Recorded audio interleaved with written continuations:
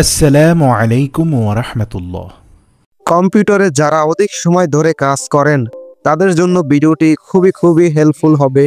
কম্পিউটারের blue light থেকে চোখ রক্ষা করতে কম্পিউটার ডার্ক মোডে রাখতে হবে।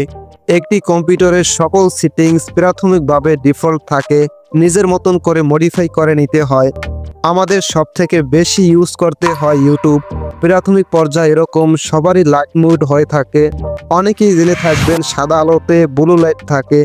এই পেজটা যদি ডার্ক মোড করে রাখি বা অন্ধকার করে রাখি তাহলে কিন্তু চোখের কোনো ক্ষতি হবে না। ইউটিউব ডার্ক মোড করার জন্য কর্নারে আপনার জিমেলের লোগো বা কোনো পিকচার সেট করে থাকলে সেটা দেখতে পারবেন। এখানে ক্লিক দিবেন, অ্যাপারেন্সে টাচ দিবেন, তারপর ডার্ক থিম টিক দিবেন। একটু লোডিং নিয়ে ডার্ক হয়ে যাবে। উপরে বর্ডারটা কিন্তু ডার্ক হয় নাই। এটা ডার্ক করার জন্য কর্নারে 3 ডটে টাচ দিবেন, তারপর সেটিংস থেকে অ্যাপারেন্স, ড্রপ ডাউন বাটনে টাচ দিয়ে ডার্ক সিলেক্ট করে দিবেন।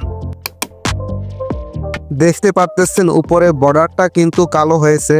এরকম আরও কম্পিউটার রিলেটেড ইম্পর্টেন্ট ভিডিও প্রতিনিয়ত পেতে চাইলে চ্যানেলটি সাবস্ক্রাইব বা ফলো না করে থাকলে সাবস্ক্রাইব বা ফলো করে সাথে থাকতে পারেন।